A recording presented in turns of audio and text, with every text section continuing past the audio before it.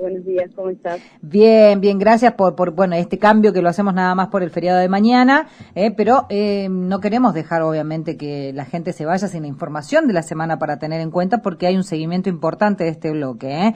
Bueno, vamos a hablar hoy de las enfermedades de las vías urinarias en los felinos. Qué importante eso y qué bárbaro. La verdad que, Carlita, te digo que nos va sorprendiendo semana a semana con todos los temas que van saliendo. Vos decís, ¿en serio tienen los animales también? También los animales sufren de estas cuestiones, ¿no? Sí. ¿Me escuchás? ¿Hola? Hola, sí. Está bien, no te escuchaba bien. Ah, Sí. perfecto. Bueno, Hoy entonces, vamos a hablar sí. de las enfermedades de las vías urinarias, porque, a ver, la medicina veterinaria es súper amplia y a su vez, entre las especies hay muchísimas similitudes y también muchísimas diferencias. Ujú. Así como algunas veces nosotros tratamos de traspolar, no sé, lo que nos pasa a nosotros al perro, entonces si al perro le pasa esto, al gato también.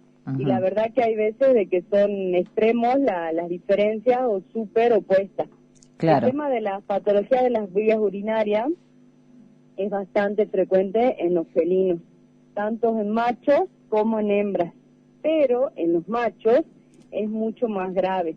Y Ujú. tiene que ver nada más y nada menos que con la anatomía del macho. Ajá. Lo que es el sistema urinario del macho, el macho lo que tiene es que tiene un pene muy pequeño y muy finito, Ujú. que es totalmente diferente al sistema urinario del perro macho, que el pene tiene otra localización y otras Sí. condiciones anatómicas, por lo cual este problema no es frecuente en los perros, pero sí en los Sí. gatos. Ajá. Y la verdad es que es una urgencia médica, es recurrente, entonces por eso me parece importante que las personas lo sepan, porque la verdad que es bastante frecuente, más frecuente de lo que pensamos, no es algo rarísimo, súper rebuscado que nunca nos va a pasar. Ajá. A cualquier persona que tiene un gatito, muy probablemente le pase esto, o es importante que lo sepa porque le puede pasar y ahí está la clave, en saber Claro. reconocer que está sucediendo y actuar rápido, porque Y, eso es lo que define o no la vida del paciente. claro, ¿y cuáles son los signos clínicos que tenemos que tener en cuenta nosotros como dueños para alertar de lo que puede estar pasando a este cuadro? Bien, primer síntoma clínico de la FUS, se llama eso también, son las siglas en inglés de la enfermedad, es Sí. síndrome urológico felino. El gatito empieza a orinar con sangre, algunas veces, no siempre, porque bueno, los gatos tienen el hábito de que entierran, hacen cavan, Ujú. hacen pipí, caca y lo tapan. Sí. Entonces, por ahí este gato puede pasar desapercibido por el dueño. Claro. Pero, por ejemplo, los gatitos que utilizan las bandejas sanitarias con las piedritas, algunas veces sí se puede observar esto. Ujú. Bien, otro dato importante a tener en cuenta es la forma. El perro, por ejemplo, cuando orina, ¿qué es lo que hace? Levanta la patita. Bueno, el gato no, el gato lo hace sentado y toma la misma posición de orinar que de defecar. Es la misma posición mediante la cual hace las dos cosas. Entonces hay un dato importante que muchas veces las personas confunden, te dicen mi gato no puede defecar porque está sentado y hace fuerza y no hace. Y en realidad lo que está pasando es que el gato no puede orinar, ¿bien? Ujú. Algunas veces puede ser que realmente no pueda defecar, pero bueno, es bastante común que confundan estos dos síntomas clínicos, ¿bien? Claro, perfecto. Esto. Por otro lado, bueno, esta patología puede cursar con o sin obstrucción. Algunas Ajá. veces se les hace un tapón mucoso en la punta del pene y realmente el gato no puede orinar y es una desesperación, es un cuadro súper angustiante para el animal. Mm. Y en otros casos, sí orina, pero orina con dificultad, al gato le arde, entonces un gato que llora, maulla y uno no sabe si tiene hambre, si quiere salir, Claro. el gato está súper molesto, o por ejemplo orina en lugares donde normalmente no lo hacía, por ejemplo, no sé, de repente te hace pis en la cama, en los sillones, en cualquier lado, que antes no lo hacía, pero porque el gato está desesperado, tiene ganas de hace pis, le arde, entonces se aguanta y le duele, entonces bastante estresante también para el animal este cuadro. Claro, Y las perfecto. hembras, bueno, las hembras no es tan grave por la anatomía, pero bueno, el principal síntoma en la hembra es la orina con sangre y un poco de caída. El macho es mucho más agudo y más manifiesto el cuadro porque, bueno, cursa con obstrucción. Mm. Muy bien, perfecto. Bueno, ahí vamos con los síntomas. Ahora, una vez que detectamos que pasó esto, vamos a el diagnóstico, o cuáles son las causas a las que se llega a esto también, ¿no? Que eso es importante entenderlo. Sí, mira, eso es importante porque hay varios mitos y realidades. Uno de los mitos que dicen, no, eso le pasa solamente a los gatos castrados. Entonces las personas dicen, no, yo no lo voy a castrar porque tuve un gato que lo castré y tuve ese problema. Realmente es mentira, digamos, lamentablemente le puede pasar a cualquier gato cualquier gato macho, esté o no esté castrado. Algunas veces es más frecuente en gatitos obesos, pero también en gatos que no son obesos. Está relacionado con la dieta, sí, es importante. Por ahí lo que pasa con los alimentos de los gatos es que el gato es súper exigente, no es como el perro que se come cualquier cosa, el gato es más exquisito. Entonces los alimentos tienen mayor cantidad de conservantes, tienen mucha proteína, o sea, mucha carne. Entonces eso hace que cambie el pH de la orina de los gatitos y los predispongan. Hay ciertos alimentos que dicen que los predisponen más. Ajá. Pero a lo que voy es que esta enfermedad es multifactorial. ¿Tiene que ver el alimento? Sí, tiene que ver el alimento. ¿Tiene que ver el tema de la castración? Sí, tiene que ver. ¿Tiene que ver la alimentación, gatos obesos o no? Sí, tiene que ver. O sea, son muchas causas.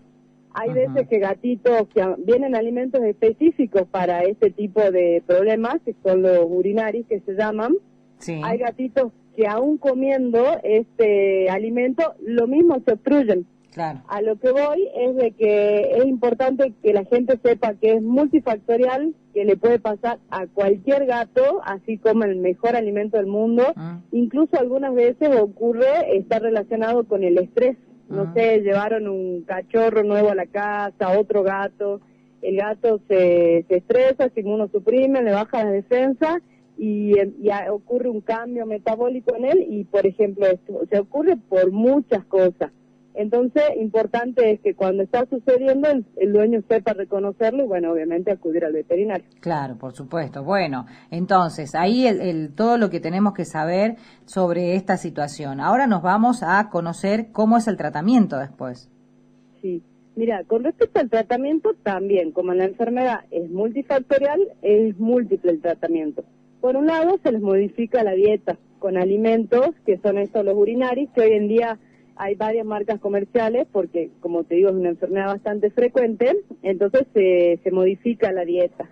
Se le da acidificantes de la orina. Nosotros lo que necesitamos es que el paciente tome mucha agua, que orine mucho y de esa manera decir que se va limpiando la vejiga. Otro punto, cuando el animal viene con una obstrucción neta, hay veces que se les palpa en la pancita la vejiga llena de orina. En esos casos hay que sedar el paciente y se obstruye mediante el uso de una sonda, se va evaluando, algunas veces hay que hacer un masaje en el pene para que salga el taponcito ese que tiene. Es bastante minucioso lo que es el tratamiento. Y bueno, y que la gente entienda la gravedad de eso. Entonces siempre les digo a los dueños gateros, sí. No es algo que vos decís, bueno, esperemos hasta mañana y mañana lo llevemos. Mañana probablemente esté peor el gato, porque de verdad es una urgencia que no puede orinar. Así claro. Que por un lado tenemos lo que es el manejo médico, el tema del el cambio de la dieta. También se les da en algunos casos antibióticos porque también está relacionado a infecciones urinarias, por el motivo que sea que el gato haya desarrollado una infección urinaria. Eso cambia el pH de la orina, se hace como una arenita y esa arenita también obstruye el pene. Claro. Así que eso. Y la parte médica, la parte en el consultorio, que bueno, muchas veces es necesario sedarlo para poder desobstruir. Y en el peor de los casos, o sea, como última opción, también es quirúrgica, mediante una cirugía que se llama uretrostomía, donde se hace un orificio más grande para que el gato pueda orinar.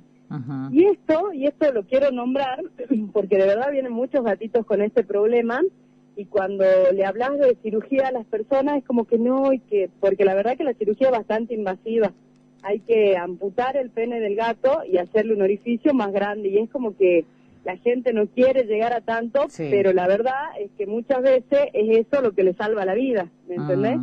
El gato que responde bien, después hace una vida perfectamente normal, un gato con una uretrostomía. Tiene un orificio más grandecito para que pueda orinar, pero la uretrostomía es lo que le salva la vida. Entonces, cuando se llega a ese punto, es importante que la gente sepa que si se recupera, va a estar bien, va a ser una vida normal, no es que le queda secuela, incontinencia, nada de eso.